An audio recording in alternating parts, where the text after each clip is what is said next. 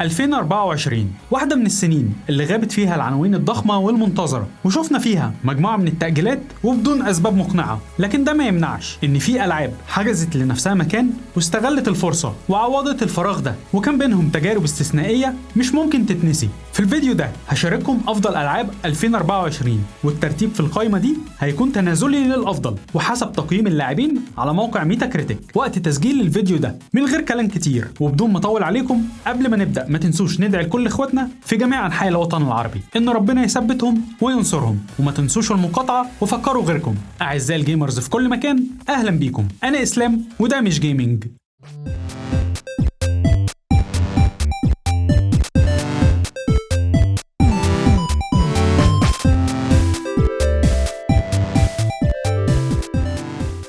بداية قائمتنا هنروح لعالم وورهامر 40000 مع الجزء الثاني من سبيس مارين، واللي قدمت قتالات دموية وعنيفة ومواجهة أمواج من الوحوش سواء في الطور الفردي أو الأونلاين التعاوني والتنافسي. قصة اللعبة قدمت تجربة خطية مركزة على التصويب والقتال المباشر مع لمسة من الألعاب التقليدية خالية من الملل تماما. كل ده مع مستوى تقني مبهر جدا برسوم جبارة ومؤثرات متعوب عليها، وأنا شايف إنها ما خدتش حقها وسط زحمة ألعاب 2024. فلو أنت بتدور على لعبة خطية قوية وعنيفة بقصة قصيرة ومركزة، فحط سبيس مارين 2 على رأس قائمتك. اللعبة متوفرة على أجهزة الجيل الحالي والبي سي، وتقييمها على موقع ميتا كريتيك هو 8 من 10.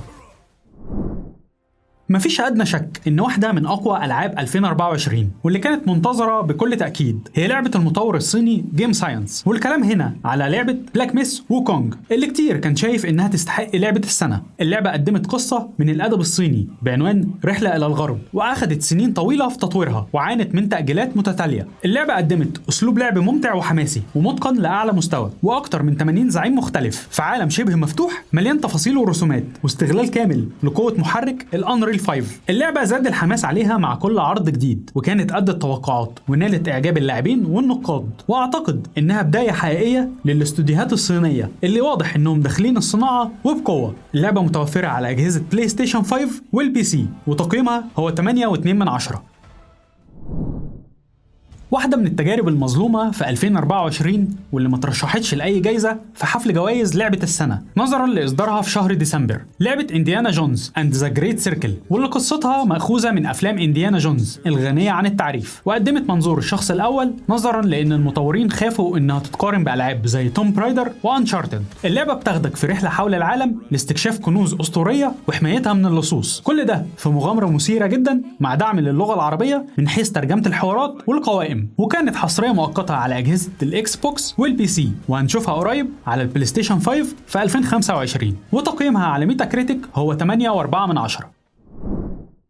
واحدة من التجارب المهمة بالنسبة لي وبلعبها اليومين دول ومستمتع بيها جدا، وبقالي كتير ما اتبسطتش واندمجت في لعبة كده. ميتافور ري فانتازيو، لعبة الار بي جي اليابانية الأهم في 2024 واللي جايه لنا من أطلس وسيجا اللي قدموا لنا ألعاب بيرسونا. اللعبة بتقدم محتوى ضخم بيحتاج منك أكتر من 100 ساعة عشان تخلصه، مع أسلوب لعب بيدمج بين القتال المباشر وتبادل الأدوار واستخدام لقدرات سحرية مختلفة، ومنها قوة اسمها الاركتايبس، بالإضافة لعدد كبير من الأسلحة والمعدات اللي هتساعدك في مهمتك لحماية مملكة بلا ملك وفك لعنة الأمير. وأنصح أي حد بيحب ألعاب الار بي جي إنه يجربها. اللعبة أخدت 3 جوائز مستحقة وبجدارة: أفضل لعبة ار بي جي، أفضل قصة، أفضل إخراج فني، ومتوفرة على أجهزة الجيلين والبي سي، وتقييمها هو 8.7 من 10. وإن شاء الله يكون ليها مراجعة قريب عندنا هنا في القناة.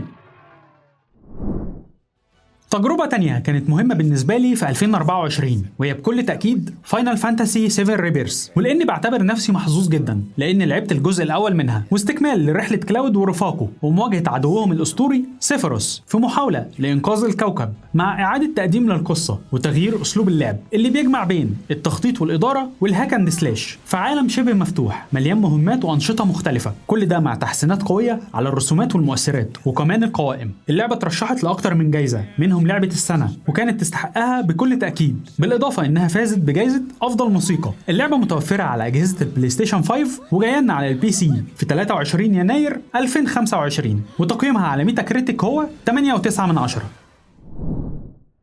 وسط زحمة ألعاب 2024 كان في لعبة منتظرة من عشاق ألعاب الرعب ولاعبين الجيل الأول من بلاي ستيشن، والكلام هنا على لعبة استوديو بلوبر تيم سايلنت هيل 2 ريميك، واللي كانوا قدام تحدي كبير جدا في تقديم تجربة رعب كلاسيكية وتعتبر من أيقونات الصناعة، لكن بشكل جديد يناسب الجيل الحالي مع الحفاظ على روح اللعبة الأصلية في جو مرعب وتوتر طول الوقت، واللي ادتنا أمل في عودة كونامي لعصرها الذهبي سواء مع سلسلة سايلنت هيل أو ميتال جير. سايلنت هيل 2 متوفرة على أجهزة بلاي ستيشن الجيل الحالي والبي سي، وتقييمها هو 9.2.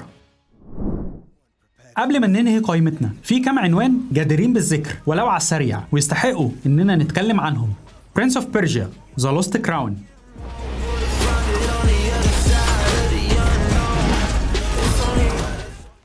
Tekken 8،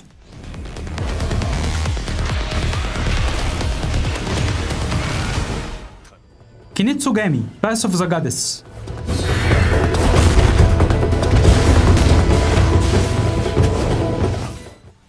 مارفل رايفلز،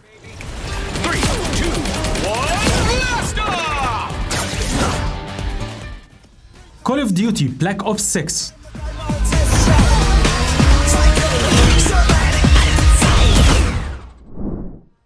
ونهاية قائمتنا مع لعبة السنة أستروبوت، لعبة الآلي الصغير اللي عمل جدل كبير واستنكر البعض فوزها بلعبة السنة، ده بالإضافة لأنها خدت 3 جوائز هما أفضل لعبة عائلية، أفضل لعبة أكشن ومغامرات، أفضل إخراج. اللعبة قدمت جيم بلاي ممتع وتحكم سلس مع استغلال ليد تحكم الدول سينس بالشكل الأفضل واللي ما مرش علينا في أي تجربة قبل كده. اللعبة أعادت إحياء جنرال بلاتفورم وفكرت المطورين قبل اللاعبين إن أهم شيء في الألعاب هو اللعب نفسه، كل ده مع إخراج ممتاز بمشاهد ومقاطع سينمائية ممتعة ومبهجة مع جرافيك ومؤثرات بصرية وسمعية متعوب عليها تخليك كلاعب تحس بتقدير المطورين ليك. اللعبة حصرية على أجهزة البلاي ستيشن 5 وتقييمها على ميتا كريتيك هو 9.2.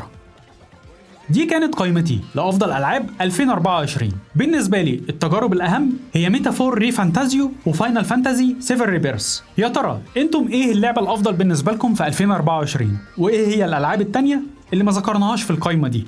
أحب أشوف آراءكم تحت في الكومنت.